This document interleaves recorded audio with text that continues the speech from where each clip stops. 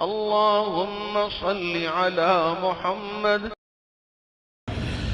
السلام علیکم ورحمۃ اللہ وبرکاتہ. الحمد للہ رب العالمین والصلاة والسلام على سید الانبیاء والمرسلین محمد وآلہ واصحابہ اجمعین. اما بعد فاعوذ باللہ من الشیطان الرجیم. بسم اللہ الرحمن الرحیم.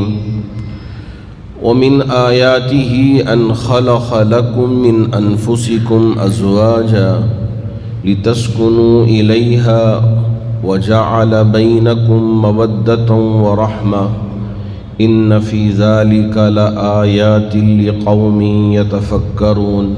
صدق اللہ مولانا العظیم. بزرگان محترم، اللہ رب ذوالجلال نے جہاں اپنی قدرت کا مظاہرہ فرمایا اور اپنی تخلیق کی بڑی بڑی نشانیاں بیان فرمائی، جس میں آسمان کو بنایا، کہا کہ یہ میری بڑی نشانیوں میں سے ایک نشانی ہے. پہاڑ کو بنایا، کہا کہ یہ میری بڑی نشانیوں میں سے ایک نشانی ہے.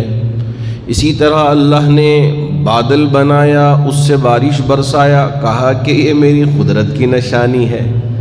اور اسی طرح چاند، سورج، ستارے، سیارات، کہکشاں، یہ سب بنا کے اللہ نے بتایا، ذکر کیا کہ یہ قدرت کی نشانیوں میں سے نشانیاں ہیں. اسی طرح اللہ رب ذوالجلال نے بیوی کے اس رشتے کو بنا کے پیدا کر کے اپنی نشانیوں میں سے ایک بڑی نشانی بیان فرمائے. وَمِنْ آیَاتِهِ أَنْ خَلَقَ لَكُم مِّنْ أَنفُسِكُمْ أَزْوَاجًا. اللہ کی قدرت کی نشانیوں میں سے ایک نشانی یہ ہے کہ اللہ رب ذوالجلال نے تمہارے ہی میں سے تمہارے لیے بیوی پیدا کیا. کیا مقصد؟ اللہ نے وہ بھی ذکر کیا، لِتَسْكُنُوا إِلَيْهَا. آپ اپنی بیوی کے ذریعے سکون پائیں، اطمینان پائیں، اس سے بات کریں تو سکون حاصل ہوگا، اس کے ساتھ وقت گزاری ہو تو سکون حاصل ہوگا.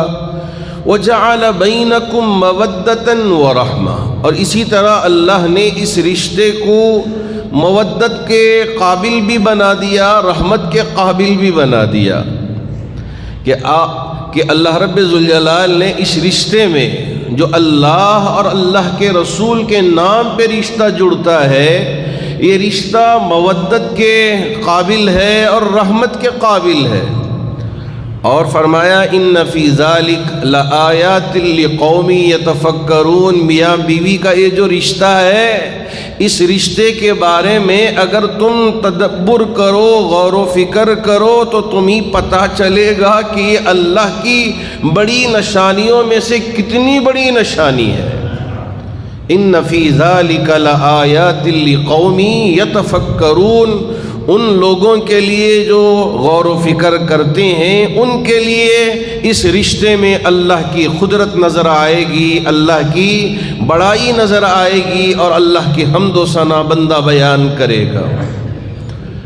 لیکن آج کل جو رشتے ہو رہے ہیں، بہت ہی افسوس کے ساتھ مجھے یہ کہنا پڑتا ہے، بڑے بڑے شادی محلوں میں اور بہت آن بان شان کے ساتھ ہمارے اپنے دوست احباب رشتے طے کرتے ہیں اور بہت ہی شان کے ساتھ نکاحوں کو کرتے ہیں. اس کے بعد نتیجہ یہ سامنے آتا ہے چند دنوں کے بعد یا چند مہینوں کے بعد، نہیں میری بیٹی خوش نہیں ہے، میرا بیٹا خوش نہیں ہے، اس لیے اب ہم اسے الگ کر لینا چاہتے ہیں. ذرا آپ راستہ بتائیں، یا یہ ہے کہ اسے کر کے دے دیجئے جیسے آپ نے نکاح پڑھایا، 4 ماہ کے اندر، 3 ماہ کے اندر، 2 ماہ کے اندر، کبھی کبھار 1 ماہ میں آ جاتے ہیں. یہ کن وجوہات کی وجہ سے اس طرح ہمارے رشتے ٹوٹ رہے ہیں؟ جب تک ہم اسے سمجھ نہ پائیں اور اس پر ہم غور و فکر نہ کریں تو یہ مذاق بن کر رہ جائے گا، جبکہ یہ رشتے اللہ اور اللہ کے رسول کے نام پہ جڑتے ہیں۔ ذرا ہم اور آپ میرے نبی کی ازواجی زندگی پر نظر ڈالیں کہ آپ کے رشتے کیسے تھے اور آپ کا رہن سہن کیسا تھا، اور آپ کی جو بیٹیاں تھیں کہ ان کے نکاح کن کے ساتھ ہوئے، ذرا آپ بھی سمجھیں، غور و فکر کریں۔ اللہ کے رسول علیہ الصلوۃ والسلام کا پہلا نکاح اماں خدیجۃ الکبریٰ رضی اللہ تعالی عنہ کے ساتھ ہوا۔ جتنی اولاد ہوئی اماں خدیجۃ الکبریٰ رضی اللہ تعالی عنہ سے۔ اب یہ زینب ہوئی، حضرت زینب کا نکاح حضرت ابو العاص سے ہوا، وہ بھی مسلمان ہو گئے، تو اس وجہ سے وہ رشتہ باقی رہا۔ اب رہی بات رقیہ کی اور حضرت ام کلثوم رضی اللہ عنہما، یہ دونوں بیٹیاں تھیں میرے نبی کی۔ یہ کیا کریں، ایک جاہل کے نکاح میں گئے، اب اسے پتہ چلا کہ یہ ایک اللہ کی طرف دعوت دیتے ہیں، اسے برداشت نہیں ہوا، اپنے بیٹوں کو حکم دیا جاؤ جا کے نبی کے منہ پہ طلاق پکار کے آنا۔ اللہ اکبر، پکار کیا، باپ کی بات مان لیا۔ اللہ کے رسول علیہ الصلوۃ والسلام نے اپنی ایک بیٹی کا نکاح حضرت عثمان غنی رضی اللہ تعالی عنہ سے فرمایا۔ اس بیٹی کا انتقال ہوا تو ایک اور بیٹی تھی، تو اس کا بھی نکاح حضرت عثمان غنی سے فرمایا۔ کہا کہ عثمان کے اخلاق اتنے اچھے ہیں، اگر میری کوئی اور بیٹی بھی ہوتی تو اسے بھی عثمان غنی کے نکاح میں دے دیتا۔ آج ایسے اخلاق کی ضرورت ہے کہ قصر کو، باپ کو یہ احساس ہو کہ میرا داماد اتنے اچھے اخلاق والا ہے، میری بیٹی کا گزر بسر اس کے ساتھ اتنا عمدہ ہے کہ جسے میں بیان نہیں کر سکتا، مجھے رشک آتا ہے قصر کی زبان سے یہ الفاظ نکلے۔ اور آخری بیٹی حضرت بی بی فاطمۃ الزہرا رضی اللہ تعالی عنہا کا نکاح، حضرت علی بچپن سے نبی کے آغوش میں پرورش پائی تھی۔ اللہ کے رسول علیہ الصلوۃ والسلام نے حضرت علی کے ساتھ کیا، اس سے پہلے حضرت ابو بکر بھی بیٹھے تھے۔ کہا یا رسول اللہ، میرا ارادہ ہے کہ فاطمہ کے ساتھ میں نکاح کر لوں، اگر آپ اسے منظور فرما لیں تو یہ میرے لیے بہت خوشی کی بات ہوگی، میرے بھاگ کھل جائیں گے، نبی کی بیٹی میرے نکاح میں۔ اللہ کے رسول علیہ السلام نے کچھ جواب نہیں دیا۔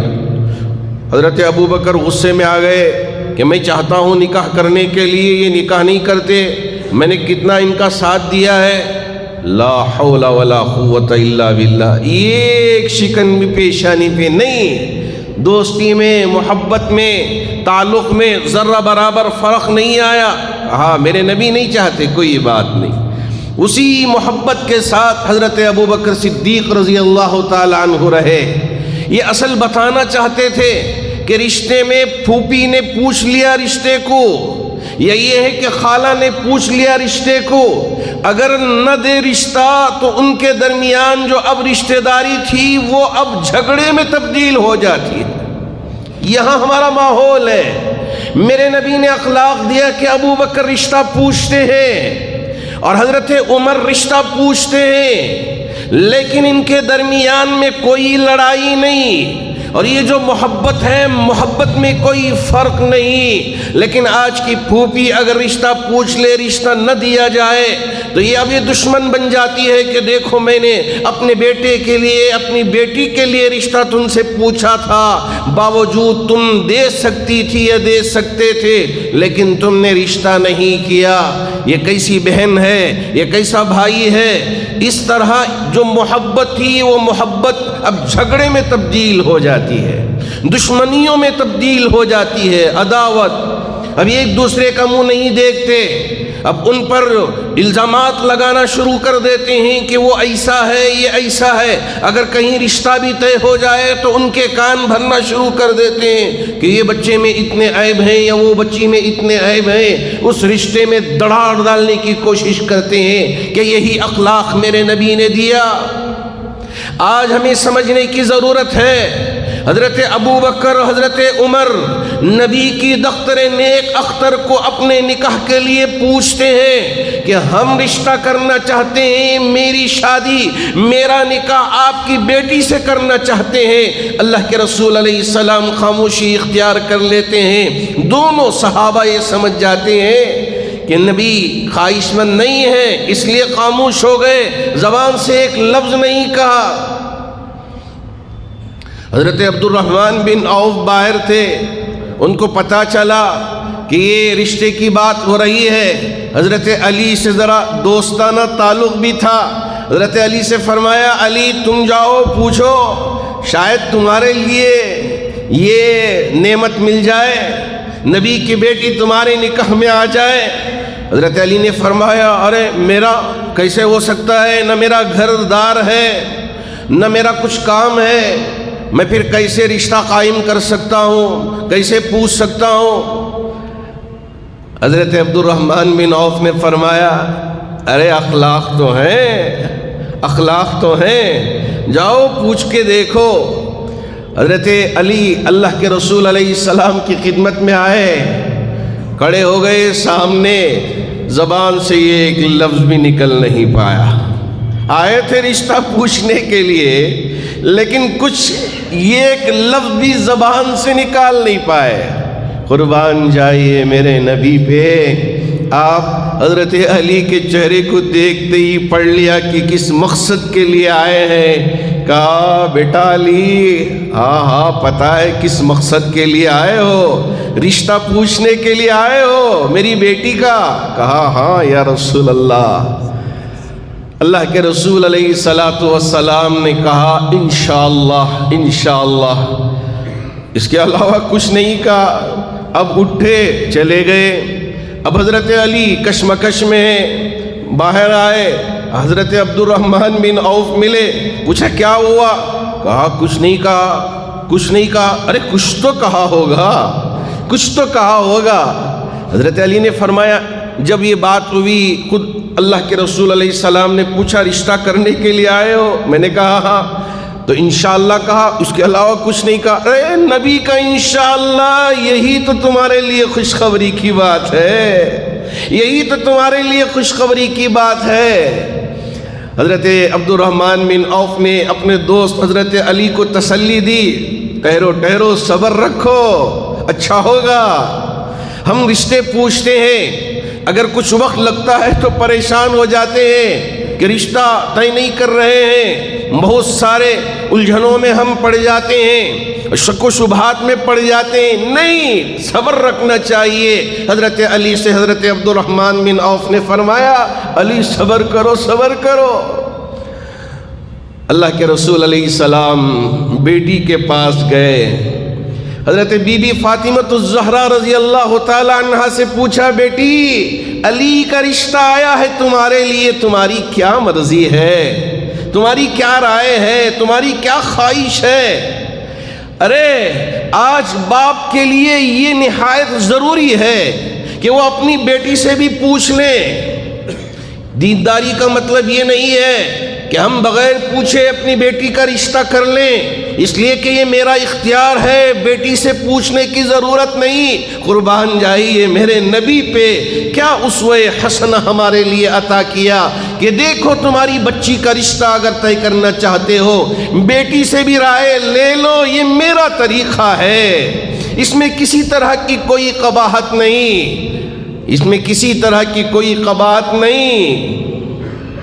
میں آپ کو کیا بتاؤں، یہ گفتگو چل رہی تھی، حضرت جبرائیل امین نبی کی خدمت میں پہنچے تھے اور یہ خوشخبری سنائی تھی کہ اللہ رب ذوالجلال نے آپ کی بیٹی کا نکاح طے فرمایا ہے۔ حضرت علی کے ساتھ خوشخبری آ گئی تھی، باوجود اس کے کہ آپ نے نہ حضرت علی سے ذکر کیا نہ کسی اور سے ذکر کیا، گئے بیٹی کے پاس، پوچھا بیٹی کی رائے، بیٹی خاموش ہو گئی، چپ ہو گئی۔ تو چپ ہونا بھی یہ لڑکیوں کا، یہ رضامندی کی علامت ہوتی ہے۔ اس وجہ سے اللہ کے رسول علیہ الصلوۃ والسلام آئے، حضرت علی سے فرمایا ہاں ہاں چلو تمہارے ساتھ میری بیٹی کا رشتہ طے کر دیتا ہوں۔ آج یہ حسن معاشرت کو ہم سیکھنا ہے۔ ایک طرف بیٹی کا نکاح حضرت علی کے ساتھ کیا، تو وہیں اما عائشہ صدیقہ رضی اللہ تعالی عنہا، ایک طرف حضرت حفصہ رضی اللہ تعالی عنہا۔ یہ اما عائشہ بڑی نازک مزاج اور بہت محبتوں والی، اور حضرت حفصہ ان کے اندر میں محبت تھی لیکن عمر کی بیٹی تھی، حضرت عمر رضی اللہ تعالیٰ عنہ کی بیٹی۔ حضرت عمر کی مزاج میں بڑی سختی، تو بیٹی کے مزاج میں بھی بڑی سختی تھی۔ بات بات میں اللہ کے رسول علیہ السلام سے جھگڑ پڑتی، غصے میں آ جاتی۔ قربان جائیے میرے نبی پر آپ نے وہاں صبر کیا، انہیں سمجھایا، اس رشتے کو نبھا کے رکھا۔ ایک دفعہ خیال آیا کہ میں حفصہ کو اپنے نکاح سے جدا کر دوں، الگ کر دوں۔ اللہ رب ذوالجلال نے قرآن میں آیت اتار دیا کہ آپ اپنے نکاح سے، جو آپ کے نکاح میں آ گئی ہو، اسے الگ نہ کریں۔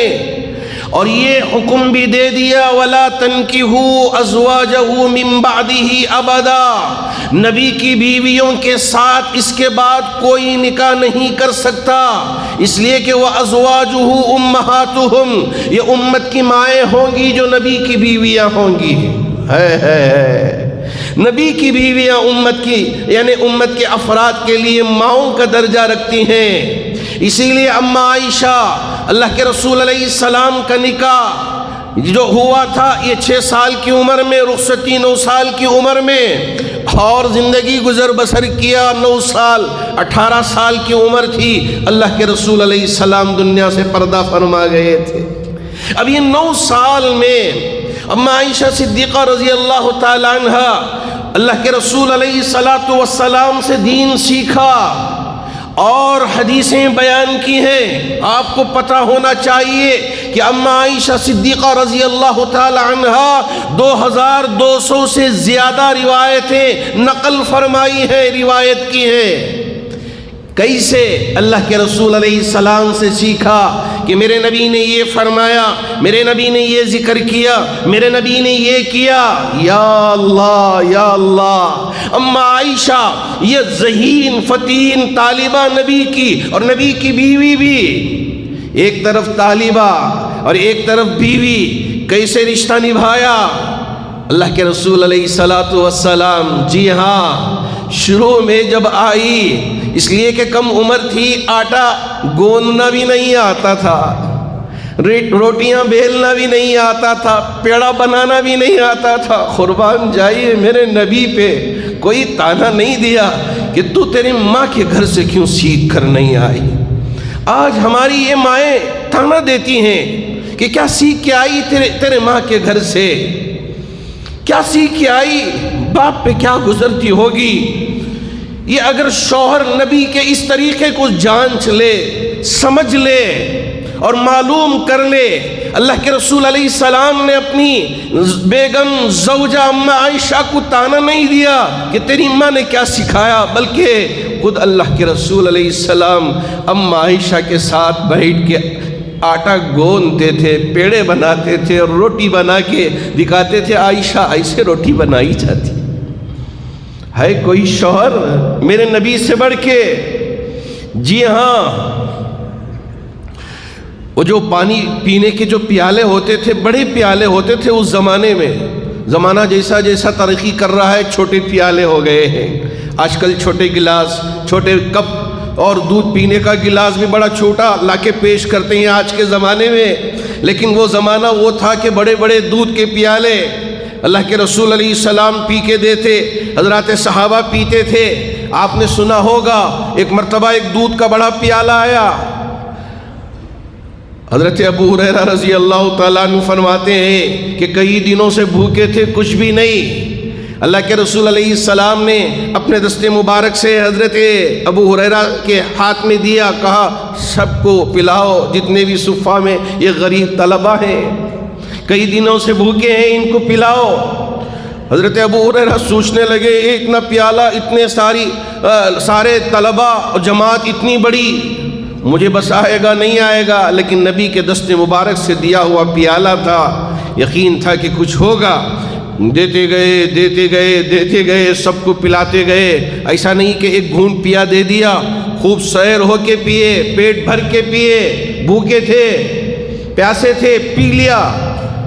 اللہ کے نبی کے ہاتھ میں دیا، قربان چاہیے، میرے نبی کے ہاتھوں کی برکت وہ تھی کہ 1 انچ دودھ بھی نیچے نہیں گیا۔ یہ برکت لے اپنے گھروں میں۔ جی ہاں، جب اللہ رب ذوالجلال کی بارگاہ میں ہم دعا کرتے ہیں، بسم اللہ وعلی برکت اللہ، اے میرے اللہ تیرے نام سے شروع کر رہا ہوں، اس میں برکت عطا فرما۔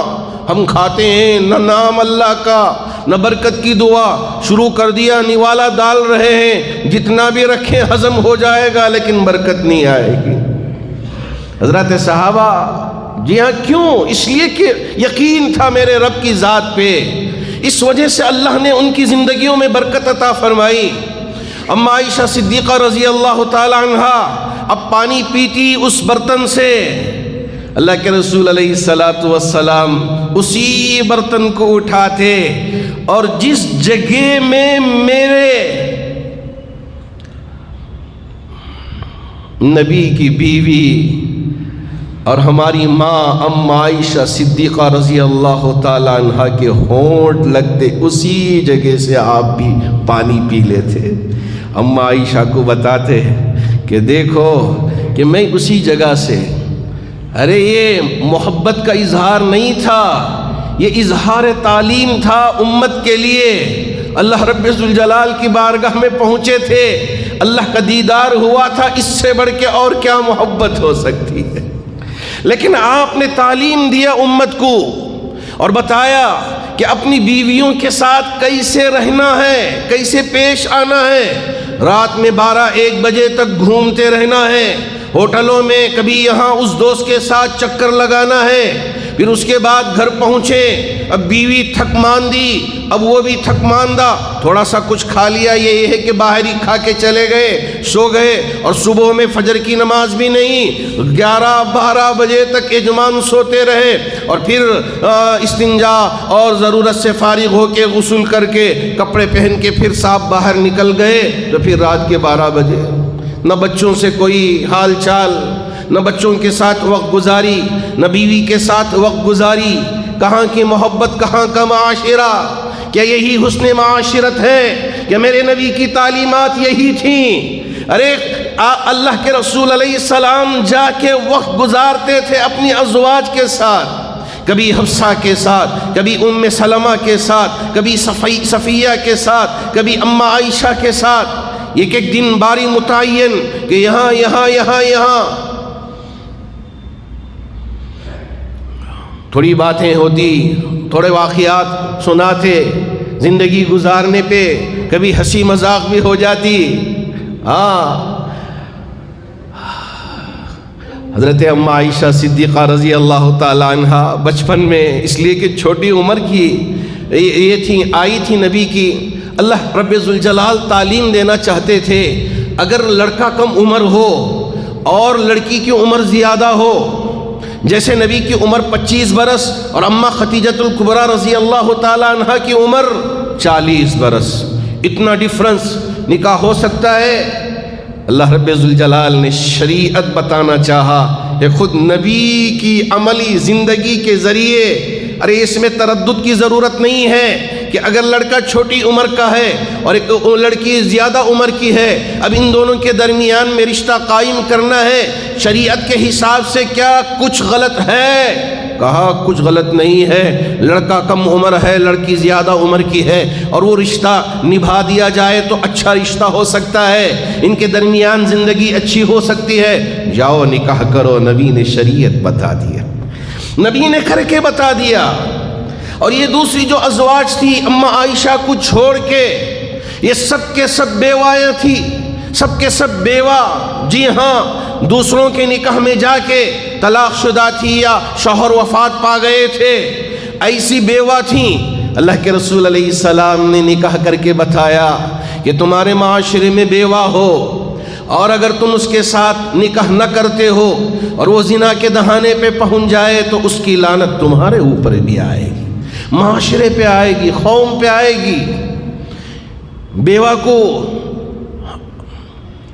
عیب والی سمجھ کے کہ اس کی چھوں بھی میری بیٹی پہ پڑی تو میری بیٹی کی زندگی برباد ہو جائے، اس لیے کہ بیوہ ہے گھر نہ آئے۔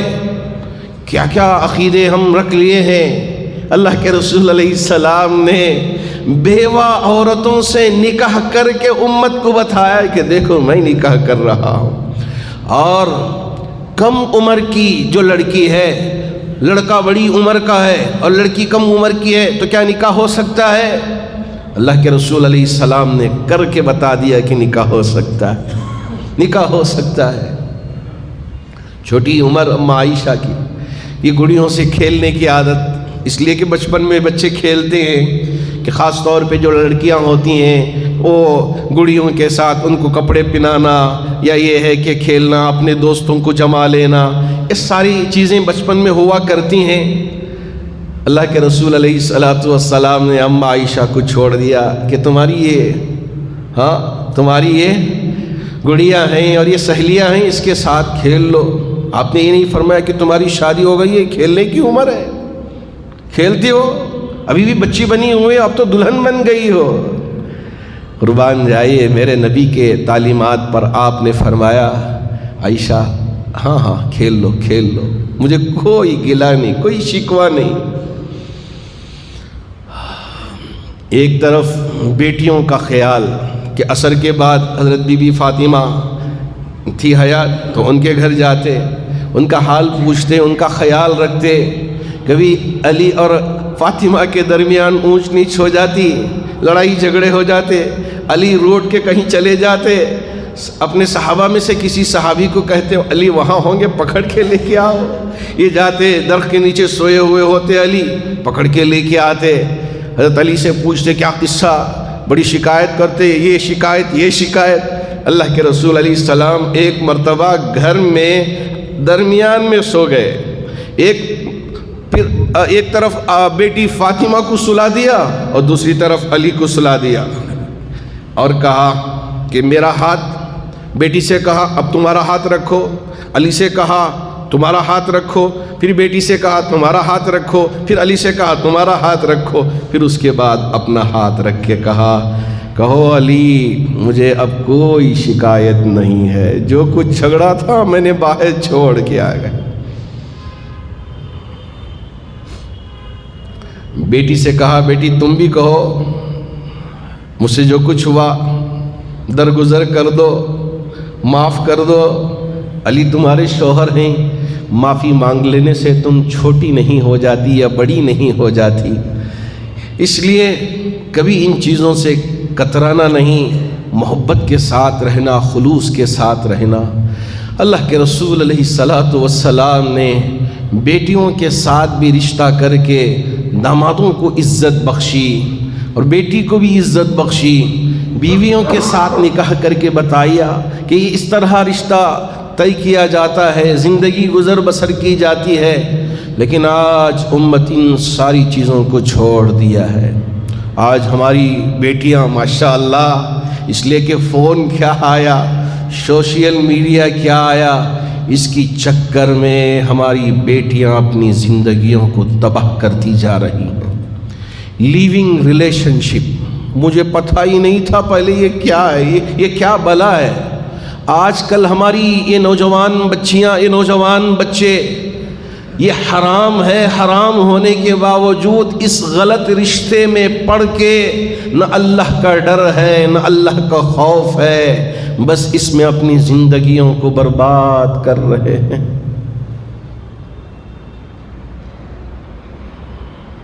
کافی ڈے اس لیے بنا دیا کہ ایسی ملاقاتوں کے لیے ایک سینٹر بن جائے کہ لڑکا بھی جا رہا ہے، لڑکی بھی جا رہی ہے، ایک کافی کا کپ لے لیا، گھنٹے گھنٹے وہاں گزار کے اپنا وقت برباد کر کے پھر اپنے گھر چلے جاتے ہیں۔ ماں سمجھتی ہے کہ اسکول جا کے آئی ہے، کالج جا کے آئی ہے، اور یہ بچی کافیٹیریا میں اپنا پورا اسکول کا وقت لگا کے گھر واپس چلے جاتی ہے۔ اور ہمارے لڑکے بھی اسی طرح کافی ڈے میں یا اس طرح پارکوں میں جا کے نکاح سے پہلے غلط حرکتیں کر کے اپنی زندگیاں برباد کر لیتے ہیں۔ کیسے سمجھاؤں؟ یہ طریقہ نہیں ہے، یہ غلط طریقہ ہے۔ نکاح سے پہلے کسی کے ساتھ رشتہ قائم کر لینا زنا کہلاتا ہے، حرام ہے، حرام ہے، حرام ہے۔ میرے رب نے اس پر بڑی وعیدیں اور بڑی سزائیں سنائی ہیں۔ نبی کے زمانے میں بھی سزائیں دی گئی۔ جی ہاں، حضرات صحابہ کام جاتے تھے، تڑپ جاتے تھے۔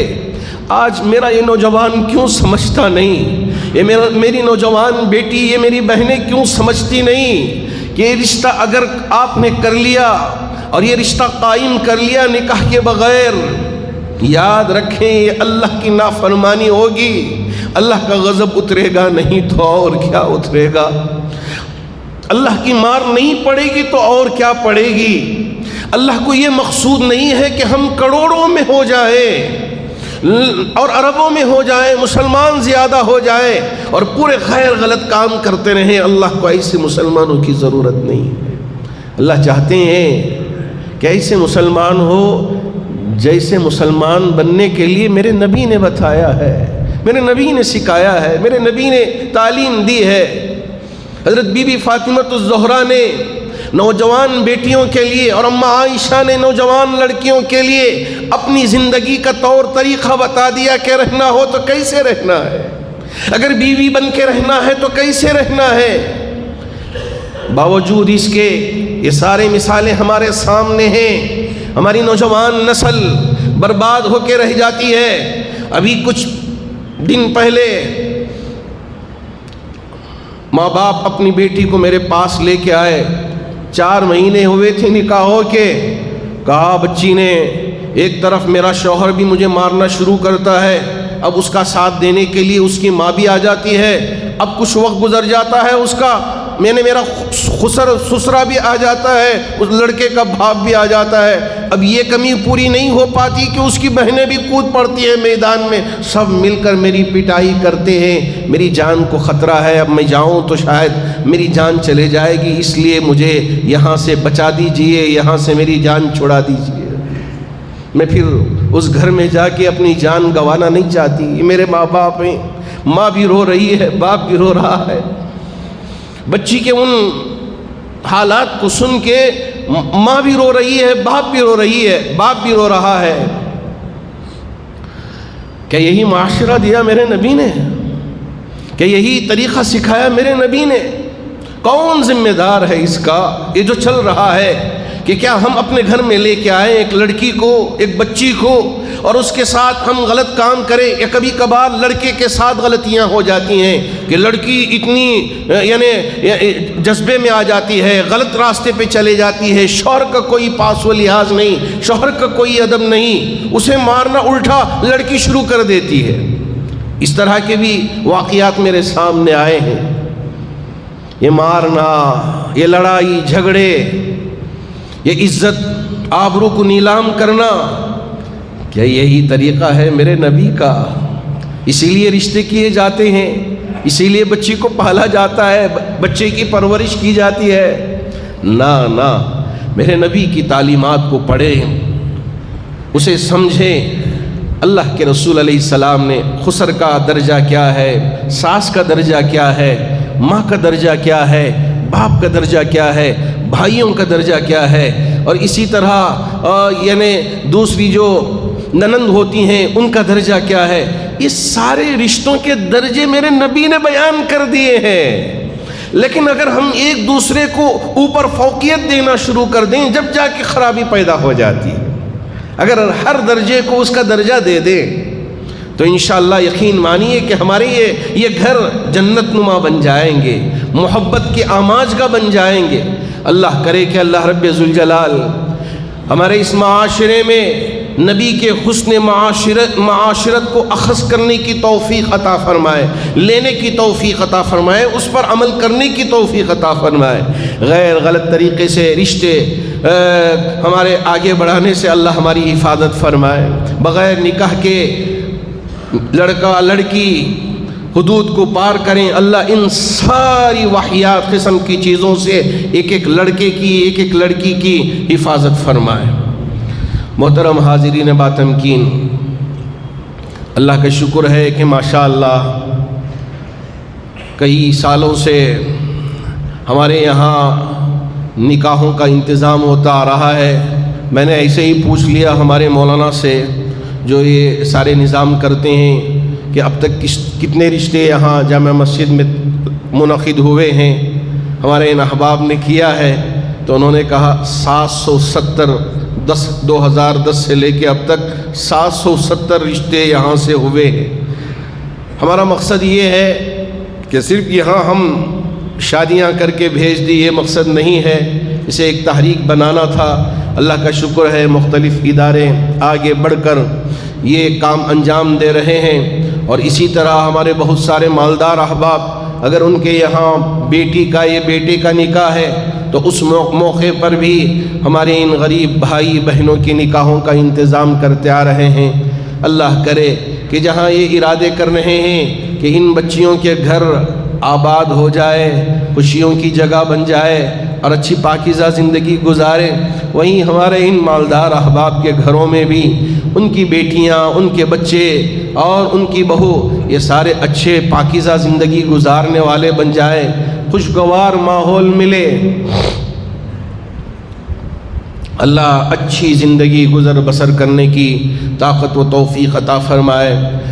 ہمارے بہت سارے احباب جن کے ابھی گھر میں نکاح نہیں ہوا ہے، بچی جوان ہو گئی ہے، کوشش ہو رہی ہے، وہ احباب بھی لا کے میرے پاس رقم جمع کرتے ہیں، مولانا میری بچی کا نکاح نہیں ہو رہا ہے، آپ ذرا دعا کروا دیں یا دعا کریں تاکہ میری بچی کا نکاح اچھی جگہ ہو جائے، اس کا گھر آباد ہو جائے۔ باپ بھی فکر کر رہا ہے، ماں بھی فکر کر رہی ہے۔ اللہ کرے کہ اللہ یہ جو فکریں لے کے ہماری قوم کے احباب سامنے آ کے یہ رشتے طے کر رہے ہیں اور رشتے کر رہے ہیں، اللہ ان سب رشتوں میں خوب محبت، مودت، رحمت پیدا فرمائے۔ ماشاءاللہ ہمارے یہاں جامع مسجد کے زیر سایہ اسکول بھی چل رہا ہے، ITI بھی چل رہا ہے، یہاں دینی ماحول میں بچیوں کی تعلیم کا نظام ہو رہا ہے۔ کبھی کبھار کچھ واقعہ بھی پیش آئے تو اسے کنٹرول کرنے کی اور اسے حل کرنے کی جامع مسجد ٹرسٹ پوری کوشش کر رہا ہے تاکہ امت کی یہ بیٹیاں صحیح راستے پہ رہیں، غلط راستے پہ نہ جائیں، ان کی زندگیاں ایمان کے ساتھ، دین پہ استقامت کے ساتھ آگے بڑھے، اخلاق کے زیور سے یہ آراستہ ہو جائیں، اس کی صحیح ہو رہی ہے، کوششیں ہو رہی ہیں۔ اللہ کا شکر ہے کہ ایک حد تک اللہ ہمارے لیے کامیابی بھی عطا فرما رہے ہیں۔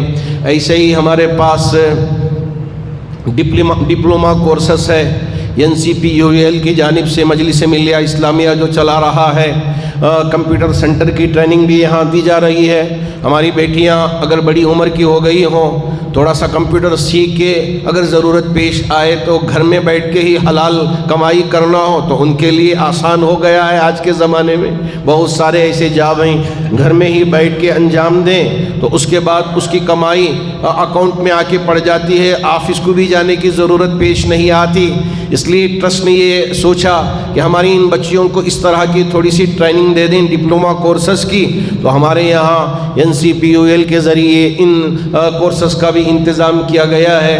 آپ آئیں، اپنی بیٹیوں کو بھیجیں اور دیکھیں اور سکھائیں تاکہ ہماری بچیاں اگر ان کو ضرورت پیش آئے تو یہ اپنے پیروں پہ کھڑے ہو جائیں۔ ہماری کوشش یہ ہے کہ معاشرے کا ہر فرد اپنے پیروں پہ کھڑے ہو جائے، کبھی یہ مانگنا یہ نہ کرے بلکہ دینے والے بن جائے۔ اللہ اس کی توفیق عطا فرمائے، اللہ اس کی توفیق عطا فرمائے۔ اور یہ پوری کوشش ماشاءاللہ آپ کے تعاون سے ہو رہا ہے۔ اللہ کا شکر ہے کہ بن مٹھیاں ہماری ان چادروں میں ڈال کے جاتے ہیں اور ہمارا تعاون کرتے ہیں، ہمارا ساتھ دیتے ہیں۔ اللہ آپ کے دینے کو قبول فرما کر ہماری اولاد و آفاق کی حفاظت فرمائے۔ جو بیمار ہیں انہیں شفا عطا فرمائے، جو پریشان حال ہیں ان کی پریشانیوں کو دور فرمائے، جو قرض میں مبتلا ہیں ان کے قرض کی ادائیگی کی شکلیں و صورتیں پیدا فرمائے، جو مرحومین دنیا سے رخصت ہو چکے ہیں تمام مرحومین کی بھرپور مغفرت فرمائے۔ آمین۔ وآخر دعوانا ان الحمد للہ رب العالمین۔